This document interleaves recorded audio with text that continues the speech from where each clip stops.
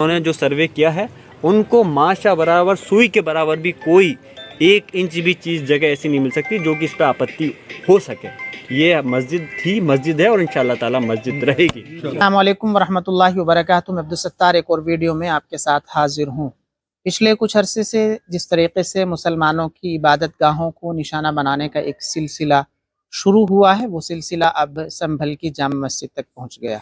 पहले बाबरी, फिर ज्ञानवापी और उसके बाद हिमाचल की कई सारी ऐसी मस्जिदें जिनको अवैध बताया गया। शिमला के संजौली की वो मस्जिद जिस पे पूरे मुल्क में एक हंगामा बर्पा हो गया, जिसको अवैध बताने का जो कोशिश की गई और फिर उसके बाद उसकी 3 मंजिला इमारत को कोर्ट के फैसले के बाद गिरा दिया गया। उसके बाद एक पक्ष के हौसले इतने बुलंद हो गए कि वो फिर मुसलमानों की उन इबादत गाहों को जो सदियों पहले से जहाँ नमाजें होती आ रही हैं, जिनका स्ट्रक्चर बताता है कि ये मस्जिदें सदियों पहले तामीर हुई हैं, अब किस तरीके से उन मस्जिदों को भी मंदिर बताने की कोशिश की जा रही है। इसी तरीके का एक सिलसिला संभल में सामने आया। संभल की जामा मस्जिद के ताल्लुक से विष्णु शंकर जो एक वकील भी हैं, उन्होंने एक याचिका दायर की वहाँ की कोर्ट में, और फिर जज साहब इतने उतावले थे कि कितने सारे ऐसे मामले होंगे जो पेंडिंग पड़े होंगे, लेकिन उन तमाम को दरगुजर करके जज साहब ने फौरी तौर पे इस याचिका पे संज्ञान लिया और फौरी तौर पे सर्वे टीम को वहाँ भेज दिया। बताया जाता है कि रात के अंधेरे में पुलिस प्रशासन की मौजूदगी में मस्जिद में सर्वे किया गया। सर्वे तक की जो खबरें हैं वो सोशल मीडिया पे गर्दिश करती रही, लेकिन सर्वे के बाद क्या रिपोर्ट सामने आई है, ये बातें जानने के लिए तमाम लोग अभी भी इंतज़ार में हैं कि सर्वे के बाद की जो रिपोर्ट है वो खबरें अब तक सोशल मीडिया पे क्यों नहीं आई। सबसे पहले सर्वे के बाद एक वीडियो जो सोशल मीडिया पे आई, वहाँ से सपा से जो सांसद हैं ज़ियाउर रहमान बर्क, उनकी एक वीडियो आप देख सकते हैं जिसमें वो ऐतिहासिक जामा मस्जिद है और ये कोई अब की नहीं है, ये कई सौ साल पुरानी मस्जिद है।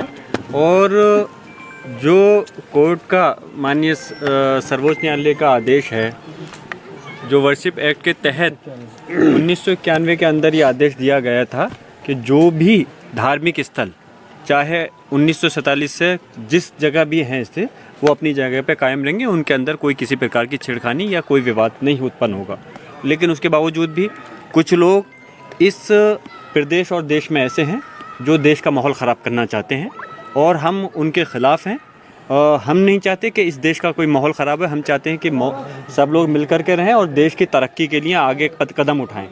लेकिन जो बाहर के लोगों ने आकर के यहाँ पर आप एक रिट दायर करी और उसमें सर्वे का वो किया, अब न्यायालय ने आदेश भी दिया, लेकिन इसके बावजूद हमें आपत्ति इस बात की थी कि कोर्ट ने 7 दिन का वो दिया था, जबकि दूसरे उसको हमें नोटिस दे करके हमसे जवाब नहीं मांगा गया कमेटी से। जबकि कमेटी से जवाब मांगते उसके बाद आदेश देते तो सही था। और ये हमारा ये भी अधिकार है कि कोर्ट के आदेश से हम लोग संतुष्ट हैं या हम कोर्ट के आदेश के विरोध में हैं। कोर्ट के आदेश से हम संतुष्ट नहीं होते तो इस वजह से हम हायर कोर्ट के अंदर हमें जाने का हमारा अधिकार है। और खैर, लेकिन इसके बावजूद भी विदिन 7 डेज़ का आदेश था कि रिपोर्ट देनी थी कमीशन को, लेकिन एकदम से इतनी तेज़ी के साथ कोई अर्जेंट और इमरजेंसी नहीं थी, उसके बावजूद भी कमीशन आया और डीएम, एसपी और इनके पुलिस प्रशासन के साथ में आया। लेकिन यहाँ के मुसलमानों ने और सब लोगों ने मिलकर कर, जनप्रतिनिधि हो, मुसलमान हो, सब ने मिलकर करके ये चीज़ साबित की कि हमें कोर्ट के मामले में हम कोई विरोध नहीं कर रहे और हम माहौल संभल का बहुत अच्छा रखना चाहते हैं। और इस वजह से मस्जिद हज़ारों लाखों की तादाद में यहाँ पर जैसे जैसे पता चला मुसलमान इकट्ठे होना चाहते थे, लेकिन फिर भी लोगों की गुजारिश पे यहाँ पे लोग नहीं कहते हुए नज़र आ रहे हैं कि जो मस्जिद है वो मस्जिद ही रहेगी और इंशाअल्लाह ता क़यामत मस्जिद रहेगी। ज़ियाउर रहमान बर्क इस वक्त मौजूदा सांसद भी हैं और वो इस केस की शायद पैरवी भी वही करेंगे।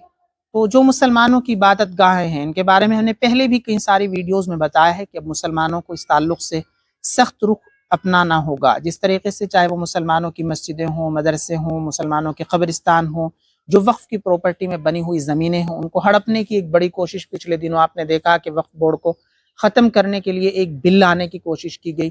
तो ये जो इस तरीके की चीज़ें सामने आती हैं, मुस्लिम क़यादत को या मुसलमानों को इसके लिए एक कड़ा रुख अपनाने की ज़रूरत है।